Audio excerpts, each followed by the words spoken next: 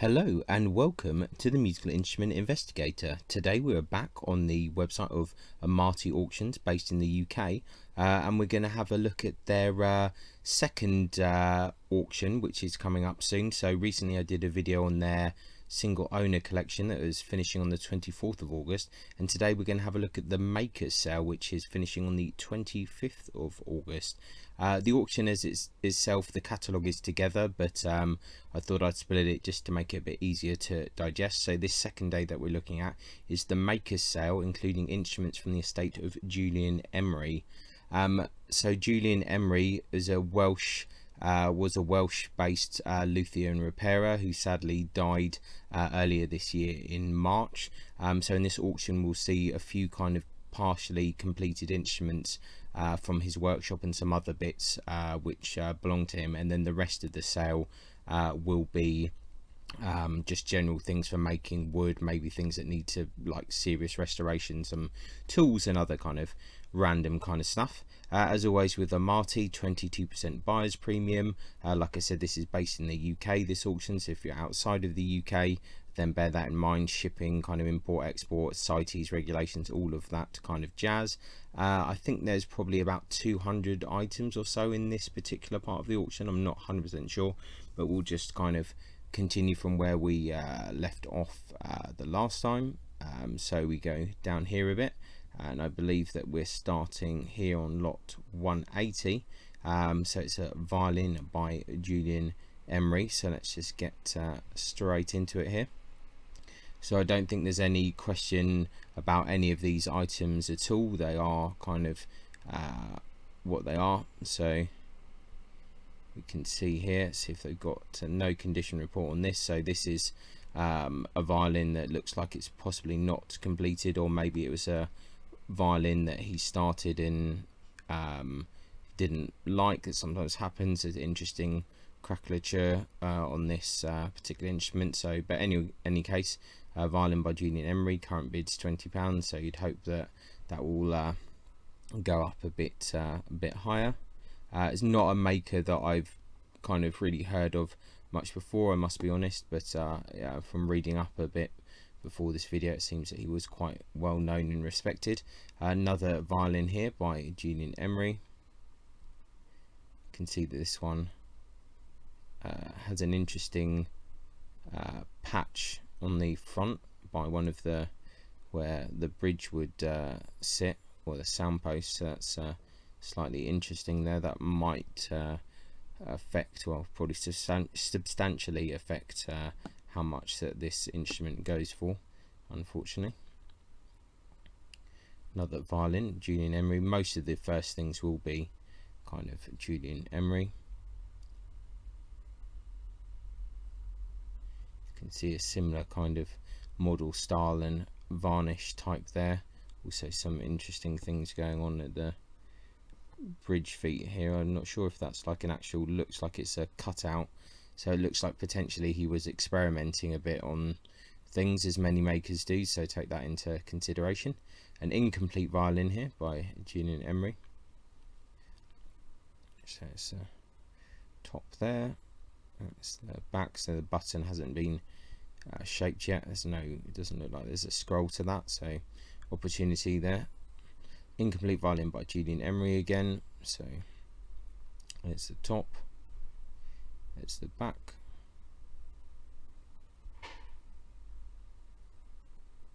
Another violin here. There are a few, it's not a crazy amount, but there are a few, so definitely a bit of work to be done there to finish some of those off. So another one here.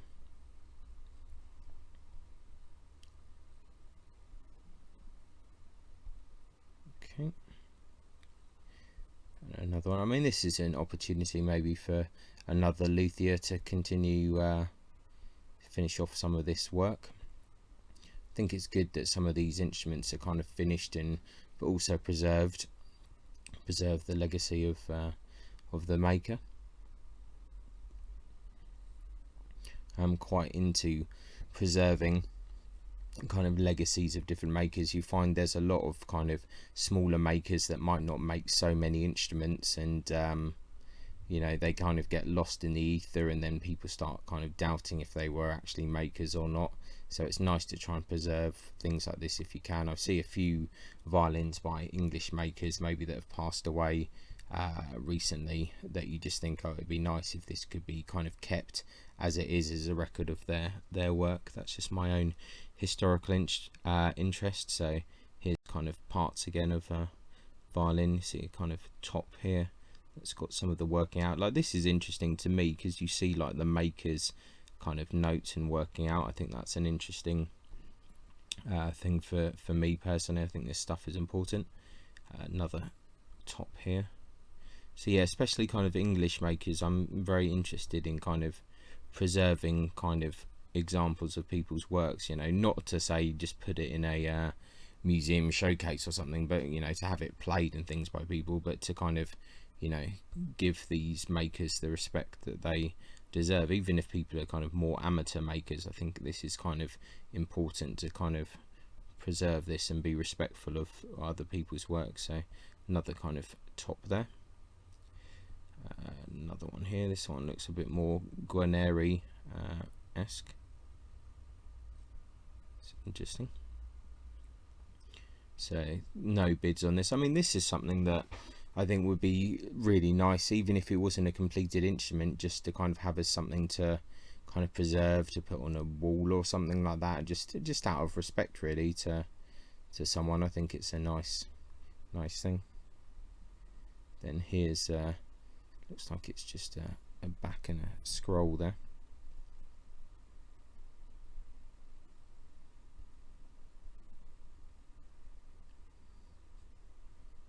I think there's some necks and things a bit later on. Some rib structures there. These are more kind of things from Julian Emery. I mean, this is a very interesting auction for a nerd type person like me that's interested in this stuff. This is very interesting. 2 violin fronts and 1 back there. More Julian Emery stuff. Now we're getting on to wood here, so spruce violin fronts and 1 violin back. This stuff will be popular. Some purfling there. We'll just kind of cruise through this because it's you know, it's good to look at, but maybe not so much for the video. Here's some kind of partially made scrolls there, so that's kind of interesting. Some more violin scrolls there. Selection of violin making images. Violin forms of Antonio Stradivari. So this is, he's obviously had a little collection of books as well. East Devon 3 College of Further Education books.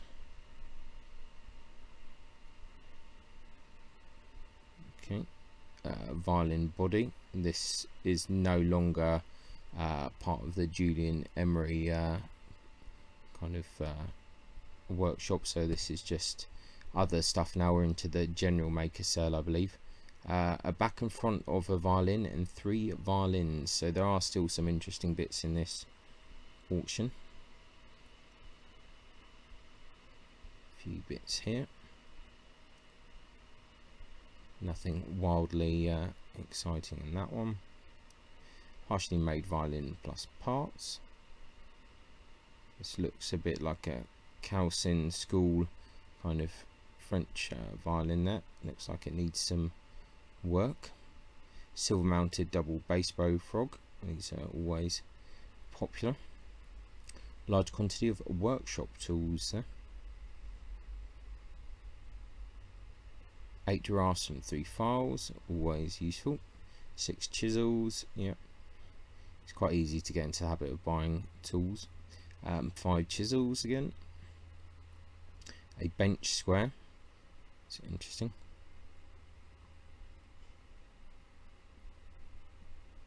A level, a double bass frog, and a bench hook.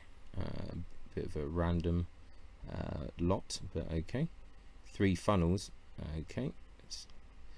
4 flexi curves, I can see that can be quite useful. 2 elevation gauges and number stamps. 5 chisels. 2 calipers there. Actually, let's see, it's a picture of another one there. Standard workshop equipment there. Selection of violin making tools. It's a good old wooden plane there, like a, don't know if that's like an Emery or something like that. Looks a bit like that. There's a couple of makes of those style planes. They're really good planes. Then it looks like some interesting, that might be for purfling or something, to thin the purfling. I'm not 100% sure, but some interesting tools anyway. 5 silver mounted viola frogs, these will always be popular. 34 violin frogs, yeah, that'll be a popular one as well. 10 silver mounted cello frogs, yeah, definitely that'll go well. 10 violin frogs and 6 cello frogs. Interesting, kind of slightly older one there, which looks like bone or something. Dodd School cello frog and button, interesting. That'll probably do well, that lot. 8 silver mounted violin frogs and 4 nickel mounted violin frogs, that'll do well. 85 frogs, wow, okay, that's quite a lot. 9 silver mounted violin frogs and 3 nickel mounted violin frogs. An adjuster, probably by C.N. Bazin. 4 violin fingerboards, 2 cello fingerboards, 12 viola fingerboards, 10 violin fingerboards, 10 violin fingerboards, 12 violin fingerboards, 6 fingerboard blanks, another 6 blanks, 2 cello fingerboards, another 2 there, another 2, another 2, cello front and spruce. Cello front of spruce again, these probably be quite popular. Another cello front, cello back there of maple, that will probably do quite well.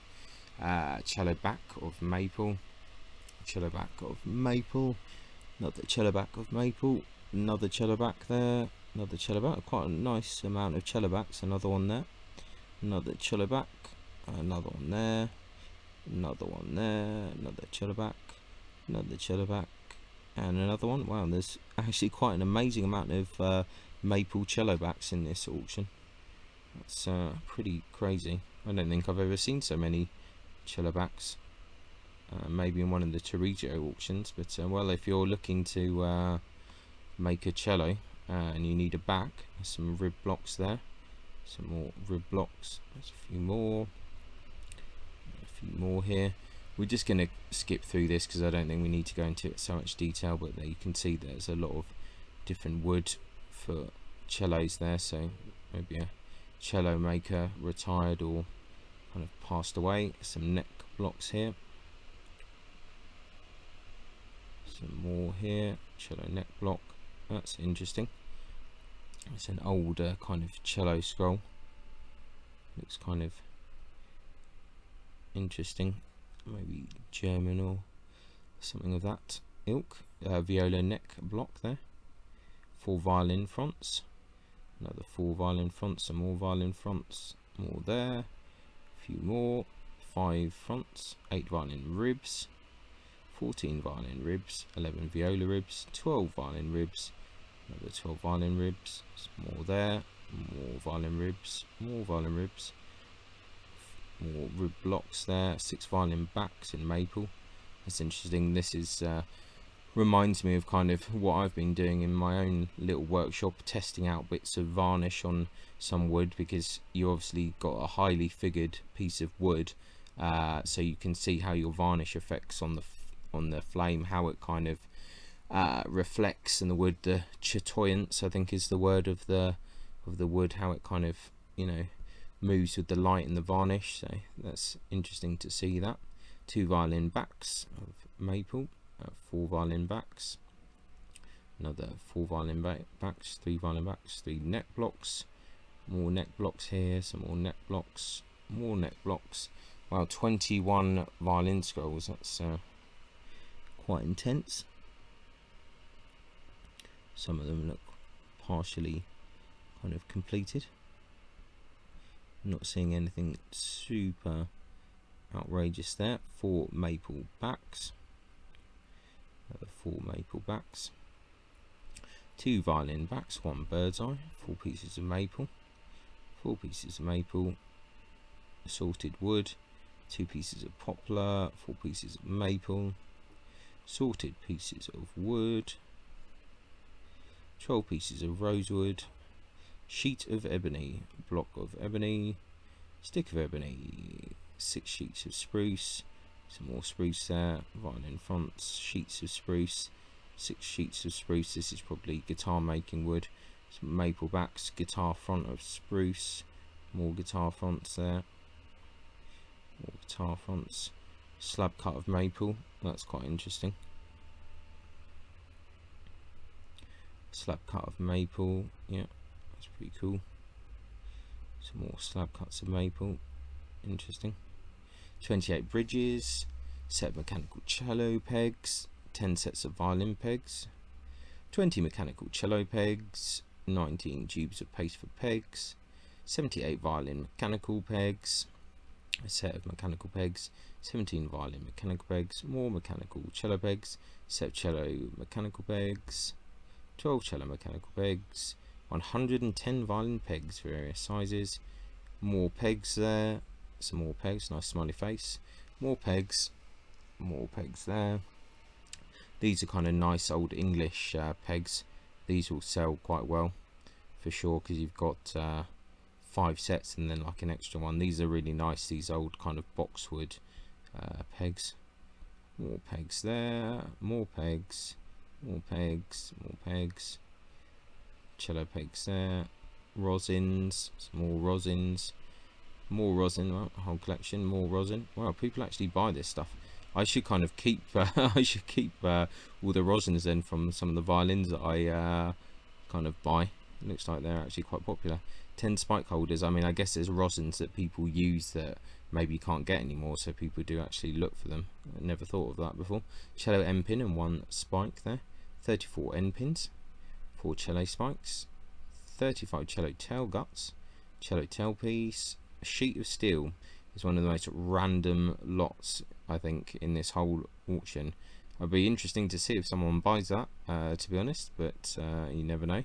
154 violin tailpieces and 14 cello pieces, cello tailpieces. Wow, okay, that's pretty mad lot. I bet that might be fairly popular, but it's a bit mad.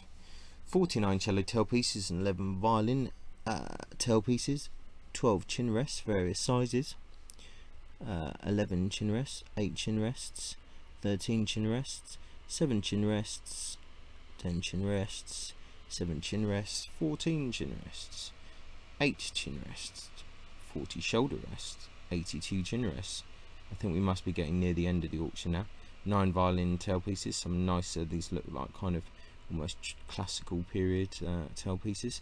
11 violin tailpieces branded, 8 violin tailpieces, 5 cello tailpieces, 4 cello tailpieces branded Seitenhalter, 12 violin tailpieces branded Seitenhalter, 11 violin tailpieces branded Seitenhalter, 6 viola tailpieces there, 100 various violin tailpieces, 83 violin tailpieces. Well, someone really was collecting them up. 46 violin tailpieces, 65 metal mutes, okay, 47 wood mutes, 43 fine tuners, 3 tuning forks, 4 tuning forks, book here, Il Luteo Cremona, Entente Internationale des Maîtres Luthiers et Architectes d'Art, okay. Cremona 1730-1750. There you go, makers of Cremona. So I'll just Un secolo di luteria italiana 1860 to 1960. Italian violin making. Oh, I think that could actually be it. It's lot 407. That might be the last one. Let's just double check. On to page 9. Let's just double check. Yep, that's the last one. So there you go. This is the second auction, the one which is finishing on the 25th of August. I actually thought that was quite an interesting auction. It was kind of more interesting than the first part, which was a bit more kind of tradey stuff. But if you're a maker, I think there's some interesting stuff in this auction. And even if you're a hobbyist and you want to kind of give things a go or buy some parts to start making your own instrument, or just have a go, I think it's quite interesting and definitely worth having a look. So I'll put a link in the description as always, and yeah, thanks a lot for watching. Appreciate it, and I'll catch you next time. Thanks a lot. Bye. Many thanks for tuning in to the Musical Instrument Investigator. I hope that you enjoyed the video. If you did, then please like, subscribe and turn on notifications, and watch out for the next video coming soon.